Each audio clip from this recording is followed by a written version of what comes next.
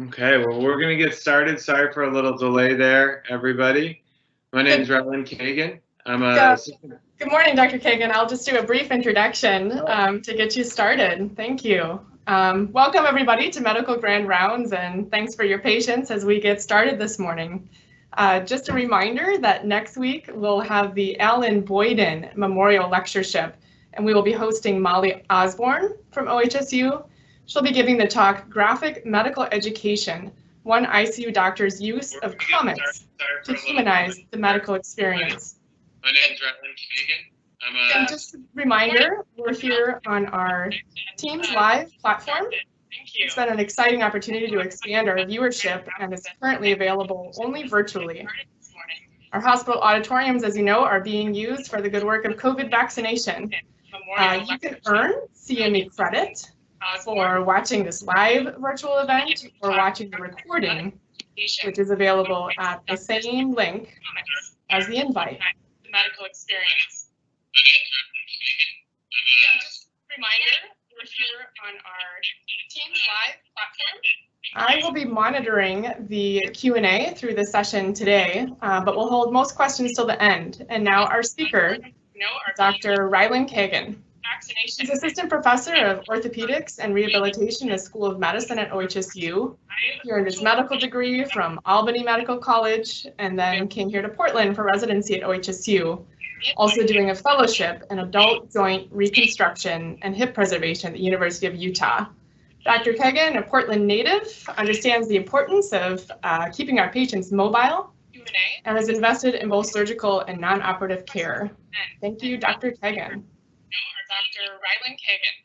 She's Assistant Professor of Orthopedics and Rehabilitation in the School of Medicine at OHSU. He earned his medical degree from Albany Medical College and then came here to Portland for residency at OHSU, also doing a fellowship in adult joint reconstruction and hip preservation at the University of Utah.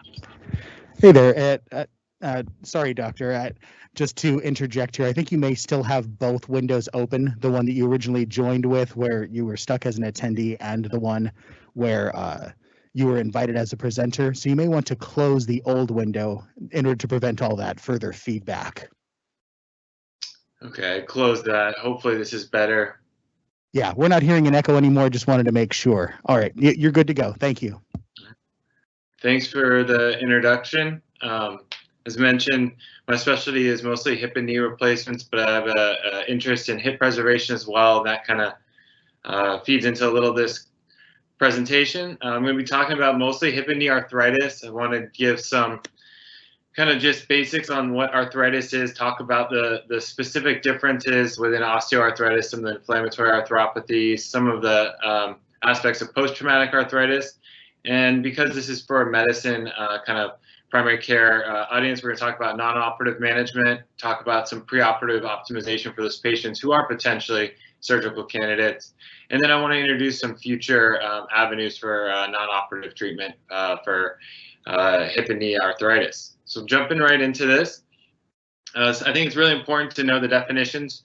When we say arthritis, that's this broad term. It's just an itis, so it's just an inflammation, and that's due to pathology of a joint. So pretty simple. But then when we get into this, osteoarthritis is what is most commonly that I treat and what most commonly you'll see.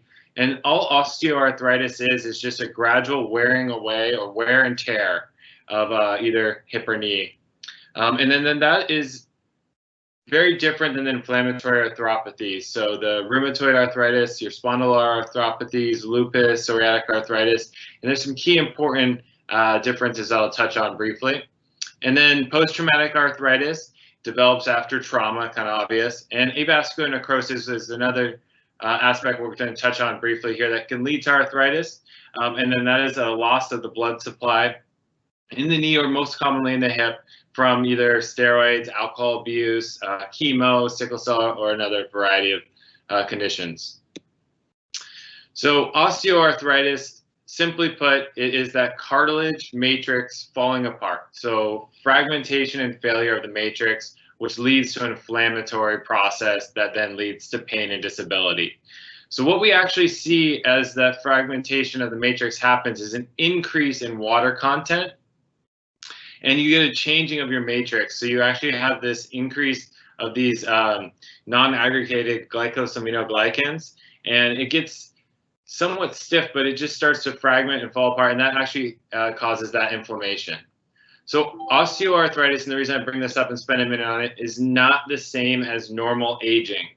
So normal aging will happen, and that is just, I put this picture of a desert here. I couldn't find one without the cracks in it, but think of this without the cracks. So it's just drying up cartilage. It can get yellow and stiff, and you can have more cross-linking and changes, but it often doesn't lead to arthritis or pain. So normal aging is not the same as osteoarthritis.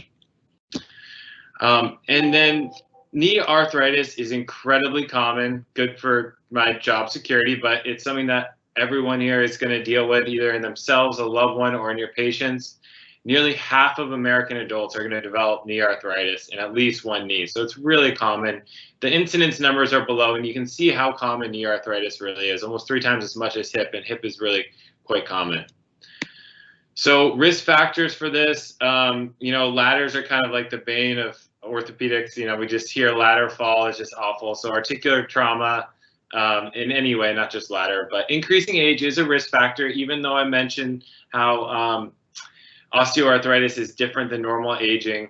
It is a risk factor. And then elevated BMI is another risk factor for arthritis. And then also metabolic syndrome. And I think it's important to point out that metabolic syndrome can happen regardless of BMI. So even at healthy weights, people can have increased risk factors for metabolic syndrome, whether it's poorly controlled diabetes, increasing risk for a multitude of other things. And my personal thought is a lot of this elevated BMI and risk factors for arthritis is probably more to what it takes to become an elevated BMI in terms of the pro-inflammatory diets, all these other aspects, than instead of the actual weight itself. But we'll talk about that more later. One of the things I really want you to gain from this talk is the ability to look at a patient who comes in with knee pain or hip pain and be able to do an appropriate workup. And that really oftentimes starts with getting the appropriate imaging. This is something that I see quite commonly from primary care doctors, is that non-weight-bearing or supine x-rays are ordered. They are basically worthless. So please, if you can take one thing away from this talk, do not ever get a supine or a non-weight-bearing x-ray of a lower extremity, unless the person can't stand, obviously. But if the person can stand and weight-bear in any way, you need to get weight-bearing x-rays. And that's because that joint space where you have that degeneration and that wearing out and that breakdown of the cartilage, you may not be able to see on a supine x-ray. And here's an example. So you look at these knees and you have the supine x-ray that was done, and the joint space, or that space between the femur and tibia, is actually well preserved. And then you have the same patient with a standing weight, and the weight goes through that medial compartment on the inside of your knees, and now you can see some quite severe end-stage arthritis in that medial compartment with a basically bone on bone. So always get weight-bearing x-rays if you can. So I want to walk you guys through what I get for when I see a new patient for a knee arthritis evaluation. So one of the x-rays that I get is just an AP knee x-ray. I have a few technical aspects, but basically this is just a straight shot at the knee. This is, again, upright or weight bearing, however you want to put it, you got to get that. It's with the knee in full extension. But it's also really quite important to get a 45-degree flex knee view when you're looking at arthritis, in addition to just your straight AP. So you can see a picture of this. This is when they're bending there at about 45 degrees. And what this is going to do is really engage that kind of mid-flexion aspect of the condyles on the tibia. And you can see here, this is that same patient as below. And when we have this weight-bearing 45-degree flex knee view, you can see on that right knee, on the lateral compartment, that joist space really go down. And that's because it's bringing a different piece of that femoral condyle down in contact with the plateau. So this is another important view. You may have it termed the Rosenberg or the Salt Lake view, but you should just call it what it is. It's a 45-degree flex knee view, and it is a weight-bearing view also. And always get a lateral weight-bearing. The laterals we get for our weight-bearing is about 30 degrees of flexion. Here's an example of a good one of these. I have some technical aspects here, but there's a lot you should look at besides just the knee. I always look in the posterior aspect of the knee and look in the back for calcified vessels. For me, I have some technical things I look at that I wouldn't expect you to really fully have to appreciate, looking at where the kneecap sits in relationship to the trochlea and the femur, and then looking at the position of the femur on the tibia. This is a really important view. It gives you a lot of tips about what's going on in that knee. And then it's also really important to get a tangential view of the patellofemoral joint. We think about the knee often as that tibiofemoral articulation, but you also have to think about your patella. And it's really important to get a tangential view there. And what I always like to get is both knees on the same plate. It is a merchant view is what I standard get. It is about 45 degrees with the patient sitting, and it shoots right down that trochlea. You may hear the term sunrise view. A true sunrise view is with a patient really hyperflex. And that has a few connotations, because as you really hyperflex the knee, it's going to really engage that patella. And so there are indications for giving that. But I think a standard workup would just be a merchant view. Okay.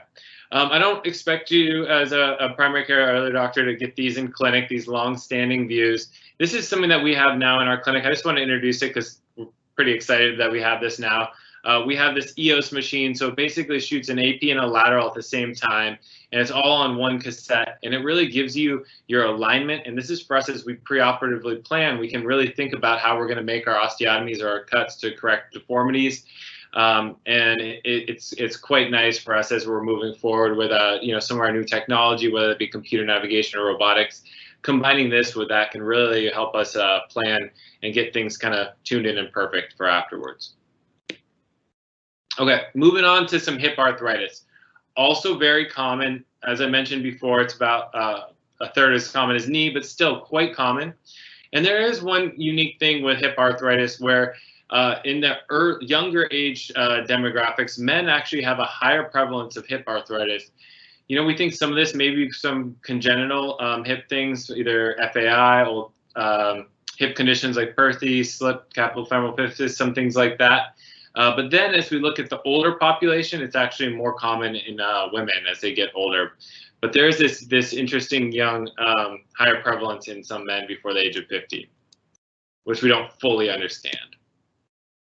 Some of that, though, may be related to the risk factors, so slightly different than in knee. This idea of either developmental dysplasia, DDH is that, or FAI is femoral acetabular impingement, which we can see in some young males.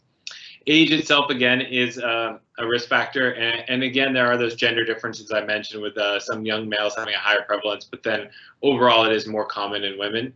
Again, those same two, elevated BMI and metabolic syndrome, are risk factors for hip arthritis as well.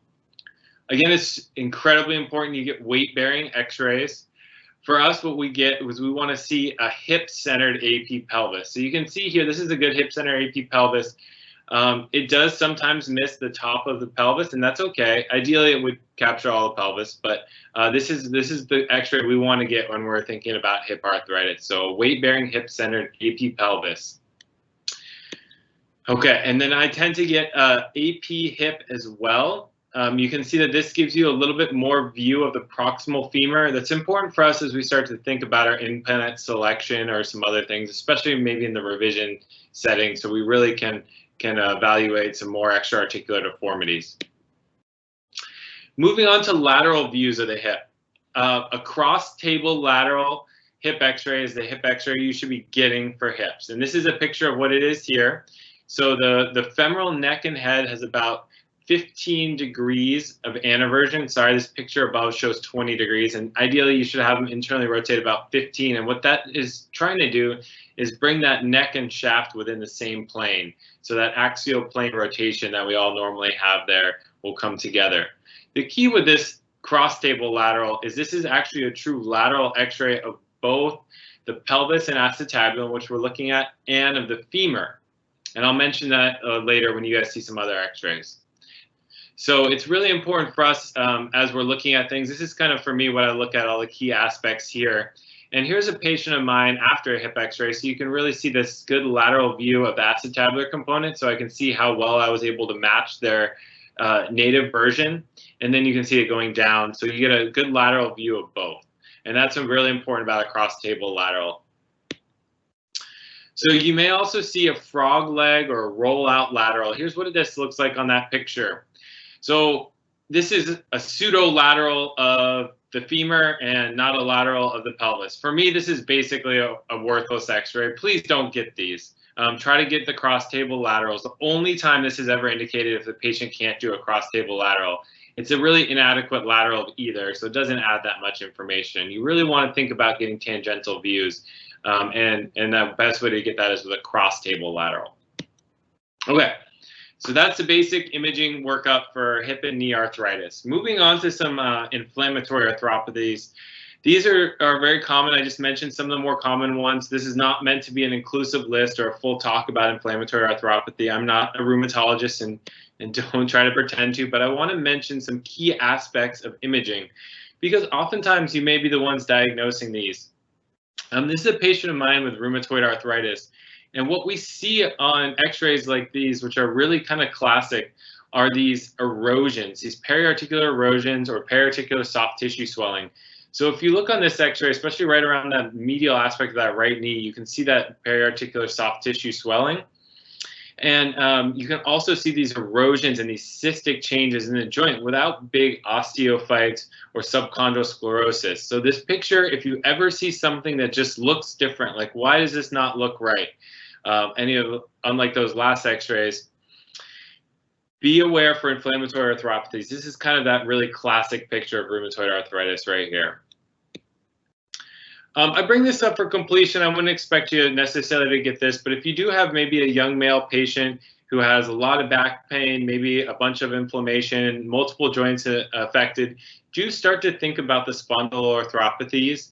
And this is the x-ray you can get to really look down at that SI joint. It's called a Ferguson view. And if you put that in, it can help your radiology techs get that. And that's going to look down on the SI joints to maybe pick up a little early aspect of that. Okay.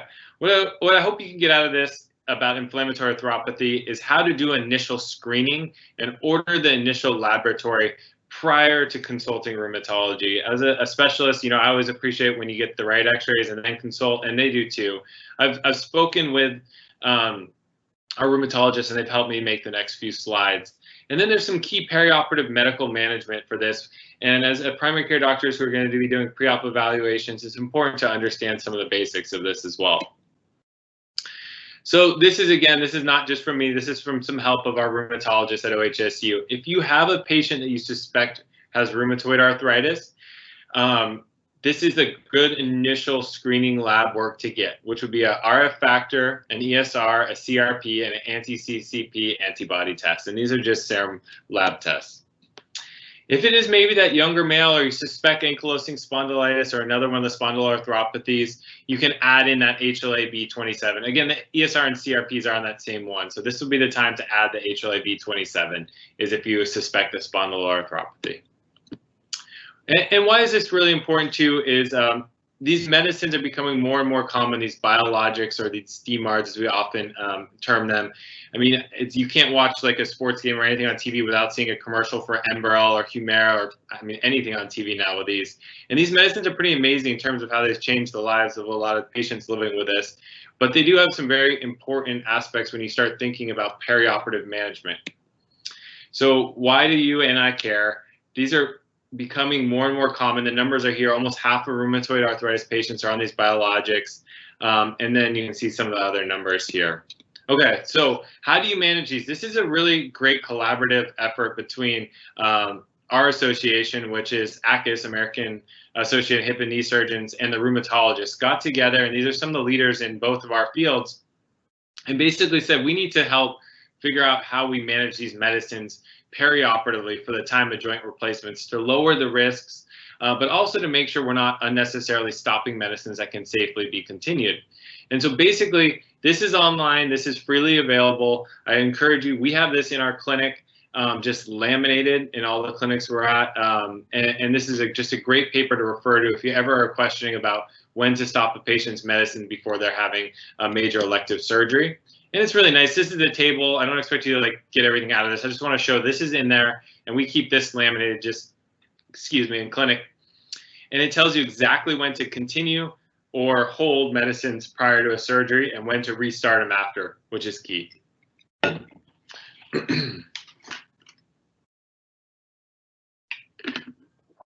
Okay, moving on to a little different type of arthritis. Post-traumatic arthritis is really quite different and has some key different aspects. It is less common, but it is often in a younger patient, and it's after a periarticular trauma. And so in TKA or total knees, it makes the knee much more challenging. They often have old incisions, they'll have bone loss, deformity, ligamentous injuries. And it's really important when you're seeing patients with these to understand that these have a much higher complication rate. These are not the same as your standard patient with knee arthritis. And they do account for a much higher consumption of hospital resources and higher costs associated per episode of care. This is a quick case example of a patient in my 52-year-old young patient. I think he actually was a ladder who fell off, had this plateau fracture, underwent fixation. And you can see here on his CT, he's just missing this huge chunk of bone there laterally. And he has developed now post-traumatic arthritis. So one of the key things, if you see patients like this, preoperative labs, anytime someone's had an old surgery and has hardware, and it's really important not to miss a low-grade chronic infection. So we always screen with ESR and CRP labs. And that really helps us think about if we're going to do these as one surgery or often as a stage surgery. So in a patient like this, he did have elevated ESR and CRP. And so what I did as the first surgery is took all the hardware out, took deep bone biopsies, cleaned it out, let it sit and heal, and we had then made sure that there's no bacteria in those, and that this was a aseptic joint at this point, or at least suspected to be. And then we went back and did the reconstruction later, which you can see here, with kind of different implants than our standard. So similar to knee, hip replacement in post-traumatic settings is different. It's more technically difficult, and there's a higher risk of complications, just as I mentioned there before. I'm not going to spend a lot of time on that. I do want to spend a few minutes on avascular necrosis, just because as someone who spends some of their life on hip preservations, I think that this is something that hopefully we can help give you a little education on. It's relatively common. Up to 5 to almost 20% of hips done in the U.S. are from avascular necrosis or osteonecrosis, however it's termed, and they can be from trauma, alcohol, lupus, steroids, radiation. And the treatment really depends on the patient. So it depends on the age, the stage, and the size of the lesion. So we have a couple classifications. You may see these on your radiology reports. This is the most common, the FICAT classification, and this is based on just plain x-rays. And really the big delineation here is between the 2 and 3s, where you're starting to see that breaking of the articular cartilage. So that subchondral bone stops being able to support the joint and the cartilage above it, and it can start to fall apart. Another one is based on MRI, the Steinberg one, and I'll kind of walk you through some examples. I don't want to spend too much time on this. So treatment options for this, core decompression basically is our way of just drilling into the lesion to try to decompress it and then bring blood supply into it. Oftentimes we augment that with a biologic augmentation. I'll take you through a case example of that. There are some reports of bringing in some vascularized bone grafting and then different osteotomies, so cutting to change the position, which I don't really like either of those a lot. And oftentimes I will send these patients back to their primary care or other physician for bisphosphonate treatments. It's a medical treatment, and there's some reasonable literature to show that that could potentially, in certain situations, prevent the further progression of avascular necrosis, especially the femoral head. And then extracorporeal shockwave therapy, potentially not maybe the best literature, and anticoagulation too. I don't really do anticoagulation very often in these settings. I prefer bisphosphonates if we're going to go for medical treatment, because there's a lot of other potential consequences with the anticoagulation. For the early stage patients, pre-collapse patients with this, I generally will discuss and offer them bisphosphonates, so medical treatment. And depending on some of their factors, we'll also discuss core decompression, that drilling with or without augmentation, and then some of these other ones. And then as it gets later in the stages, or if they're older in age, we start talking about hip replacement, even some of the ones that haven't fully collapsed if they're older and having significant symptoms. So I just want to give you a couple cases just to kind of show you how I start thinking about some of these patients. This first case is a 21-year-old male, came in, really great success. He celebrated his 1-year anniversary of successful bone marrow transplant after having AML, and then started having some hip pain. And we're looking at the right, try not to get distracted over there on the left. He had an old trauma MVC, but the left side actually was fine. It's this right hip that he's coming in with this sharp groin pain for, I think it was about a month. And so you get these x-rays and you really don't see much. I mean, maybe there's some really subtle osteopenia in that femoral head, or maybe the touch of a little sclerotic line, but really pretty normal x-ray. So that's a good start. And I think in these situations, getting an MRI is a great next step. This is how I measure these. You look at this mid-coronal x-ray and then a mid-axial, and I'm measuring this angle of this lesion to try to get an idea of the overall size of how much of a position of this is it taking up in the femoral head. And we look at this necrotic angle, and this gives us some prognostic information. You combine these two and it gives you either low, moderate, or high risk. And for him, it was moderate, but he was really quite young. So in staging him, he was stage 2 on both of our classification stage, this pre-collapse stage. So I talked to him about a lot of options. And after talking about this for a while, we elected to proceed, especially with him being so young, with a core decompression with a biologic augmentation, which is what I'll generally do for these patients. So here's our intraoperative x-rays. So this is basically a bone marrow biopsy trocar that we're putting in the iliac crest here. And we put this in and we take a bone marrow aspirate. So we're taking out as much of the stem cells we can from there. And we put it in the centrifuge and we get this spinning down to try to get that precipitate. And while that's spinning down, it takes about 15 minutes to get it spun down. What we do is we then decompress that lesion. So you can see this here. This is cannulated, and I take this and I get this as close to that subchondral surface as I can to get into the lesion to try to open it up. And you can see there on the very bottom of your screen is that cannula now removed. And now I'm going to inject in that autograft, so the stem cells that I've taken out and spun down and got that precipitate from. And here he is 1 year after the surgery. You can see some sclerotic lines in the femoral head. You can actually see that a little better where the lesion was, but the key is it's filled in and it hasn't collapsed and he's doing quite well. So this young patient, even though he had a moderate risk of having collapse, you know, this is a hip we were able to save, at least for now. Here's another case. This is a slightly older patient, so 37. He came in with about 7 months of duration, so not that. And you can see here he's a VA outsourced, so of course it took 6 months for them to get into my clinic. So obviously some different factors here when we're thinking about this. Older, already had symptoms for 7 months, took forever to get into clinic. And when you see this patient's hip, and even on the plain x-rays, you can really quite appreciate that diffuse osteopenia of the femoral head, and you can see already that lesion in there with that sclerotic border. So really some tough prognostic signs even on x-ray, which you can see really well there on that good cross-table lateral. You can basically see it almost looks like a punched out lesion of that weight-bearing portion of his femoral head. So then we also got an MRI on him, and you look at this, and this lesion encompasses almost all of his weight-bearing portion of his femoral head. So this is a very large geographic lesion. This is a patient who's already weighted, a little older in age. I did mention to him some treatment options for preserving his hip. He was just done with it. And with this higher risk of collapse, we settled on just doing a hip replacement. I think it was a good decision for him. He just wanted to get on his life. So here he is a year after surgery with his hip replacement. And in some of these young patients, we do have some alternative bearing surfaces. This is a ceramic on ceramic bearing. This will last him his whole life.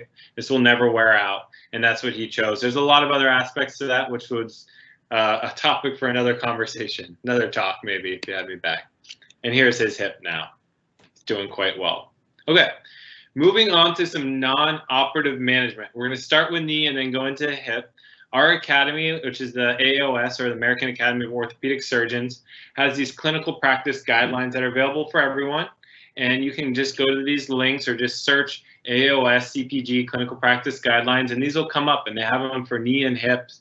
And these are really great resources that I encourage you all to have, or at least know where they are to check on. So starting with the knee. What do we know that has strong evidence? Rehab, education, and wellness activity. That's really kind of vague, and so I'm going to get into this a little bit. So what we recommend is participation in self-management programs. I'll go through those in a little more detail. Strengthening, kind of obvious. Low impact aerobic exercises, neuromuscular education, whether that be with therapy or not, and then engaging obviously in physical activity, kind of obvious, consistent with national guidelines. So that's slightly vague, but I want to talk to you about what I think is really important with this. One of the best things that I've taken away from this, and one of the things that has the best evidence out there that I can find for non-operative management of knee arthritis, are these self-management programs. So these chronic disease self-management programs were developed for diabetes, other things, for chronic diseases. They're developed at Stanford, and they're this workshop type model. And the idea is they build confidence in managing these diseases over time. Currently, the classic one that was originally out, Stanford licensed out to different hospitals, clinics, there's some even churches or senior centers out there, and patients participate, for about 6 weeks. And some of the key aspects of this, which is great, is realistic goal setting, problem solving. They make these action plans, which are just, they spend a lot of time with patients to think about it and really help them. And they can help with a lot of types of diseases. So this is a quick little map you can see of where I was able to find self-management programs around town. I don't see any, obviously, at some of the West Side Providence. I'm not sure. I think that one over there is probably Portland, but it's a very important thing to look and know what is available for your patients and try to find this. And you can even do the chronic disease self-management programs when there's an arthritis-specific one not available. There's not a lot of arthritis-specific ones around the Portland area that I could find, but I think any of these are quite useful. Okay. This is what we have at Adventist Health. As OHSU, I do practice half-time at Adventist Health. And the program here that they've developed is called the CHIP program. It's kind of similar to these. It's a little less specific for arthritis or any one self-management plan, but what they're looking at here is doing those same ideas. They do some nutritional counseling, recipe, cooking tips, wellness exercises. I think really, but the key is that it's a program. They work with patients and think about these things over time. So this is an example of one at Adventist where I work part-time. That's great, and I'm sure there's some at Prov as well. So there are some cons. Cost, not only cost for the program to run it, and the logistics of having patients go every week, for a couple hours a day, not every day, but for 6 weeks, that's a lot. And not all insurers cover this. So these are really great, but I think it's going to take some more advocacy and maybe some more thinking about how we can make these work potentially as we shift to more telehealth or virtual to really make this a little more feasible for kind of a broader audience. And you have to think about where your patients are live. We see patients at OHSU from all over the state. Someone's out in the outside of Pendleton, they're probably not going to have an easy access to one of these programs. So maybe as they go virtually, but there's some other practical aspects of it too. Okay. Other things that have strong evidence for non-operative management of knee arthritis are anti-inflammatory medicines. Kind of obvious. They do include in here, if you notice, tramadol. Tramadol is this intermediate. It does have some opioid-like things. I really encourage you not to start with tramadol and really save that for the end, and just start with your classic NSAIDs. Personally, for dosing, I usually just do naproxen, but there's some other good options out there for NSAIDs as well. Weight loss. So this is one of the things that kind of bothers me about what our guidelines say. They recommend weight loss for anyone with a BMI over 25. That's just not even realistic. So basically, it's also really hard, time-consuming thinking about weight loss. So this is out there. It's important you talk to people about weight loss, but it's also important that you're a little practical and not think everyone has to get their BMI down to under 25. Okay, and here's that. Yeah, don't be naive. Think about the practicality of asking everyone under, above 25 to lose weight. That's just, you're going to spend your whole life talking about it.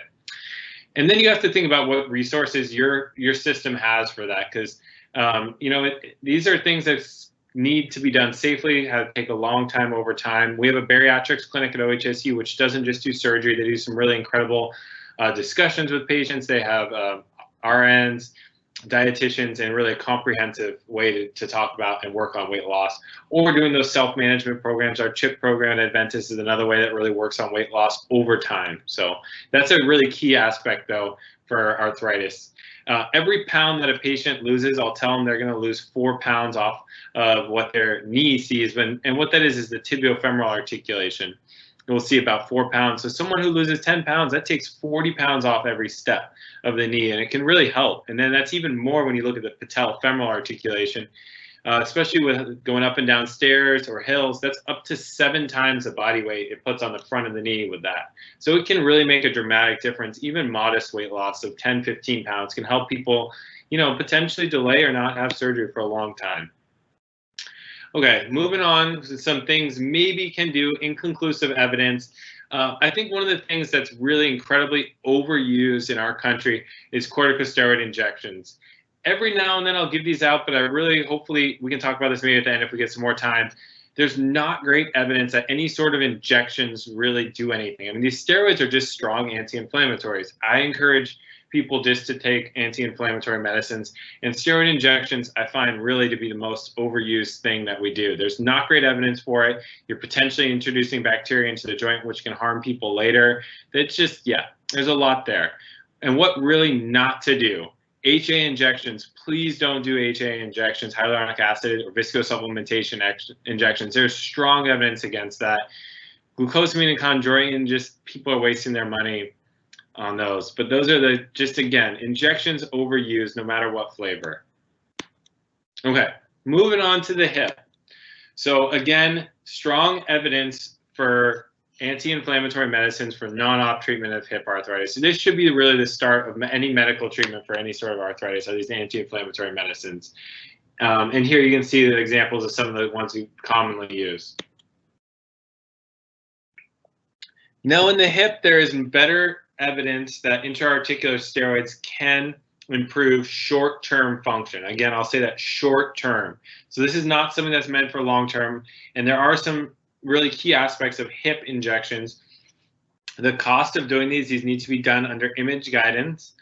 And then the practicality of these being done a lot. So maybe one, if it's someone who really wants to avoid a surgery, but I still give a lot of hesitation, even though this is out there for intra-articular hip injections.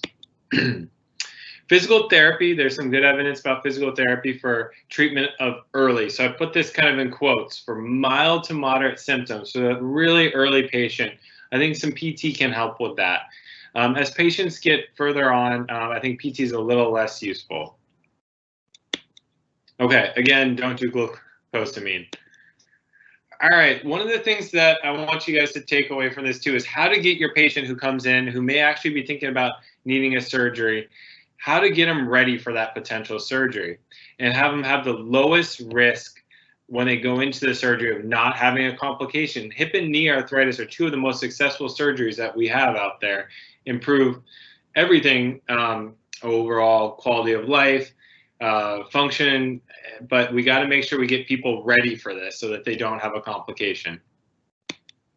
So this is an article that's out there that's from it's from our Musculoskeletal Infection Society and this International Consensus on Orthopedic Infections. And they put this together and published this as a way to start thinking about these modifiable risk factors.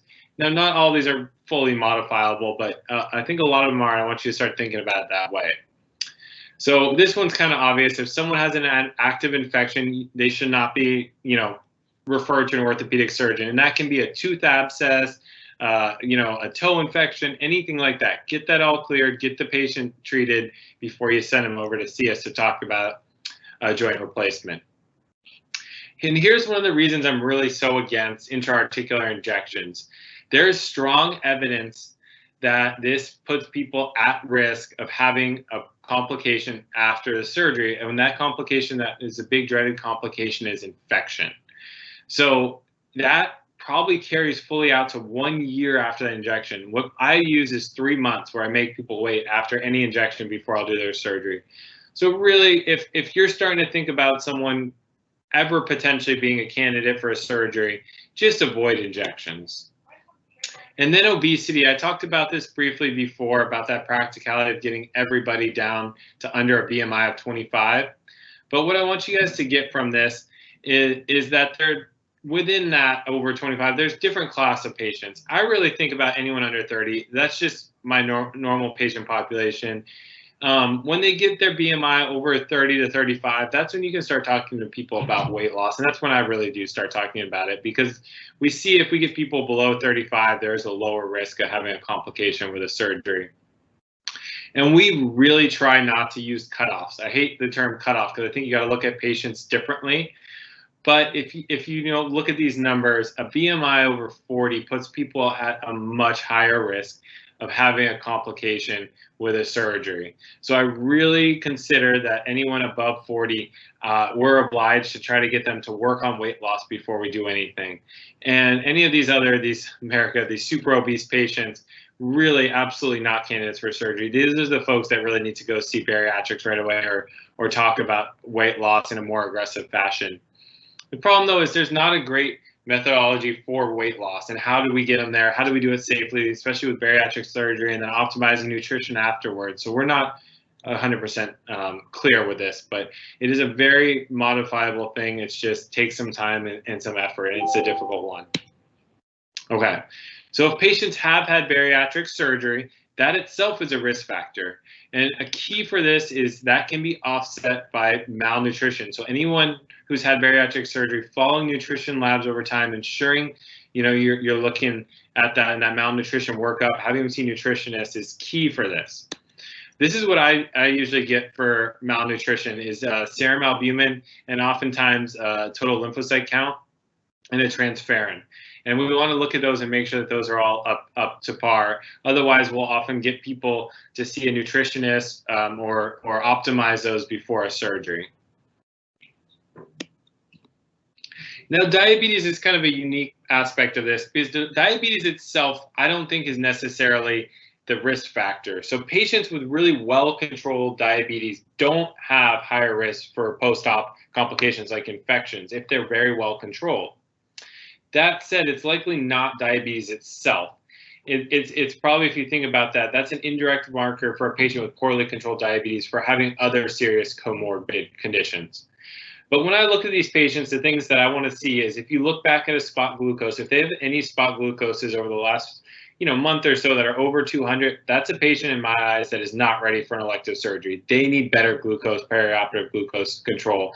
They need a better plan. And when we look at A1C numbers, for me, the number I really want people at is 7. I got to get people to 7. In a healthy patient, if it's between 7 and 7.5, that's reasonable. The number here from this paper says 8 is an absolute contraindication. I think that's pretty clear in the literature, but really getting people down to 7 is my goal. Chronic kidney disease, modifiable. Obviously just trying to get patients to have this under control. Oftentimes people who have CKD, you can't get it completely fixed, but I bring this up because there's one thing that we get asked a lot. Patients who are on hemodialysis are not a candidate for an elective joint replacement surgery. That patient needs to have their solid organ transplant, their kidney transplant, before they have their hip or knee replacement. And that can be a really tough thing for patients because their hip or knee will hurt, and they're going to have to participate in the recovery for the renal transplant. But it's going to greatly decrease their risk of having a complication or infection. There's some subtle nuances to that, which if you guys are really interested in reaching out, you can talk to us about later. But that is our recommendation. We do check everyone for colonization. I'm going to go through a few of these a little quickly just for the sake of time because we started a little late. Hepatitis C is an important factor. If you have a patient with hepatitis C, that is something now that we have treatments for that needs to be treated before a joint replacement. So we will not do, well, for the most part, especially at OHS, we will not be doing that joint replacement if they have hep C that has not been treated. So that's something that can be treated before and is modifiable. Smoking, obviously, modifiable. Patients need to quit smoking, be off of nicotine. And it's important that you ask patients about marijuana. It's Oregon. We need to be realistic. Our patients will be using marijuana. For me, we have a lot of concerns about patients using marijuana or marijuana products at the time of surgery because we're going to be giving them pain meds, other things. I I do tell patients they have to be smoke-free, any type of inhalation smoking, for at least 4 weeks before a joint replacement. There are patients who use CBD creams or take CBD edibles afterwards. I caution them with it with other medicines that we don't know how everything interacts, but there are some folks who see some benefit in that. Obviously, IV drug abuse. There is more with these. I don't have time to talk about this. I could give a whole lecture just on getting people ready for joint replacement, but it's a really great thing that you can do to look through some of this stuff and get people really ready before you bring them in.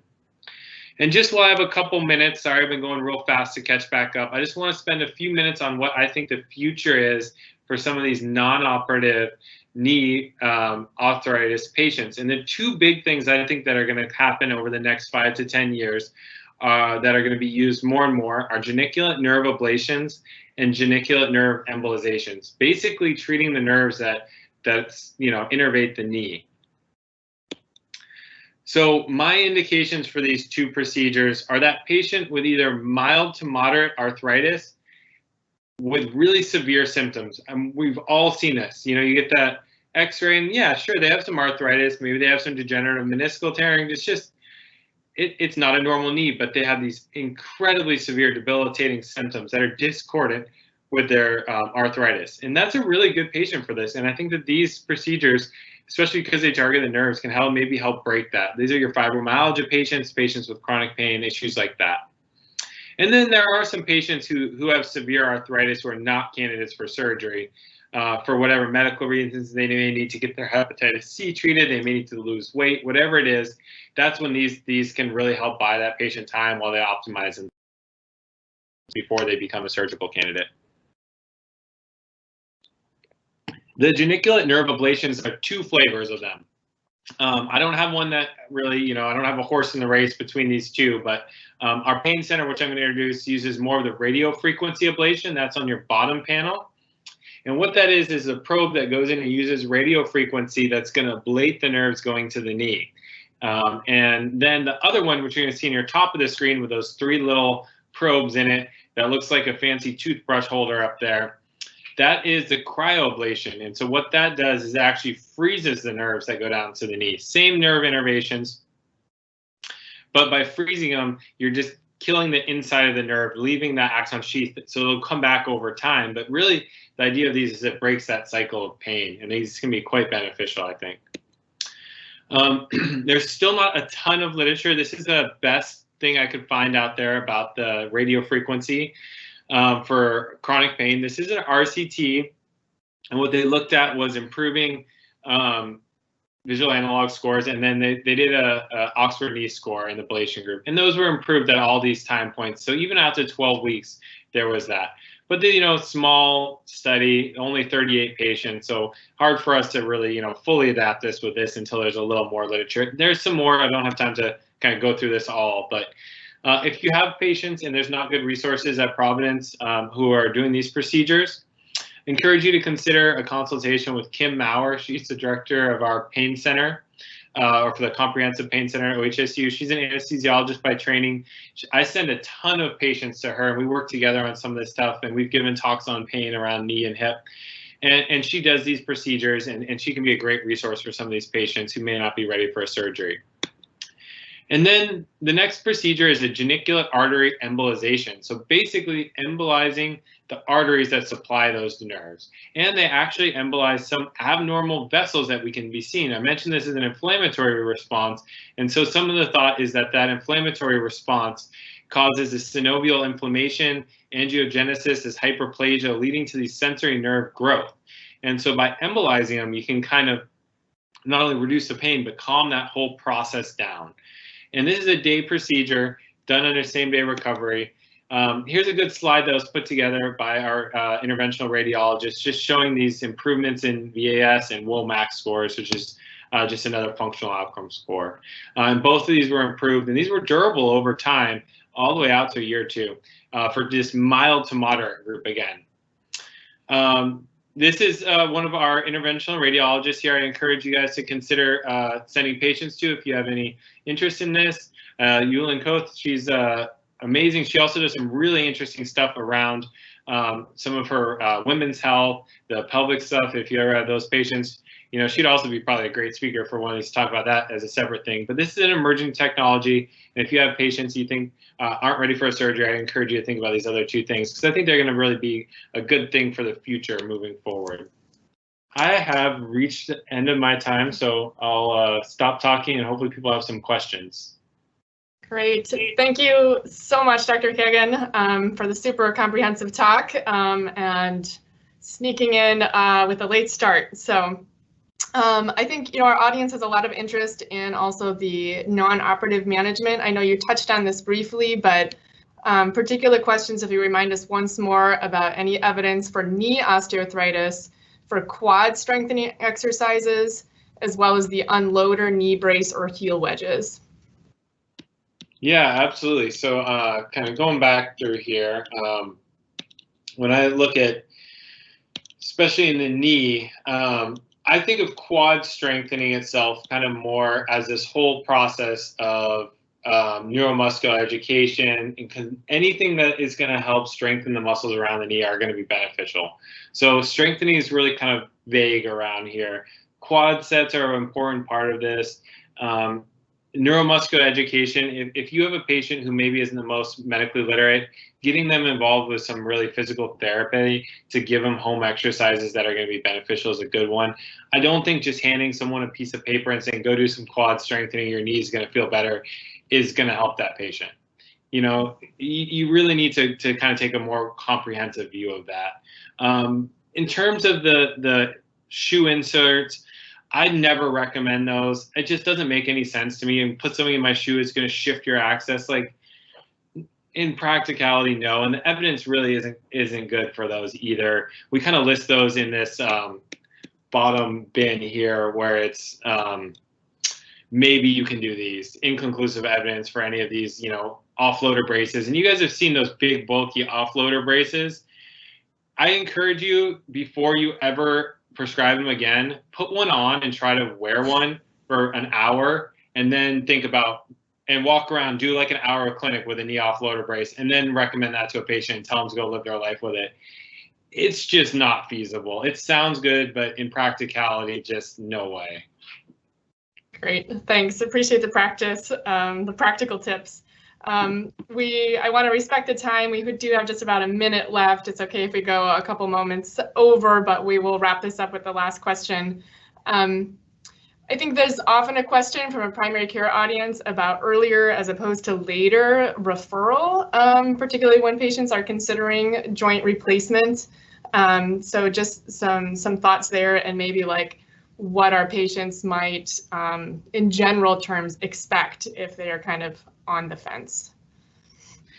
I think if you have a patient on the fence and you've been working with them for a little while on some of these non-operative things, it is always appropriate for them to have a consultation with someone who does joint replacements. It is not committing them to say you're going to go get a hip or knee replacement, but having them come talk to me so I can say, okay, this is what entails a joint replacement, and maybe just giving them some more education about it, about the risks and potential benefits, and helping them just start thinking about it in a more comprehensive fashion.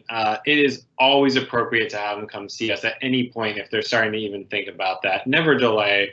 I would think the only time I would ask you guys not to send someone to us is if they have some very obvious modifiable risk factors. Some of those things I mentioned, someone with active hepatitis C, someone with a BMI over 40, someone who's an active smoker.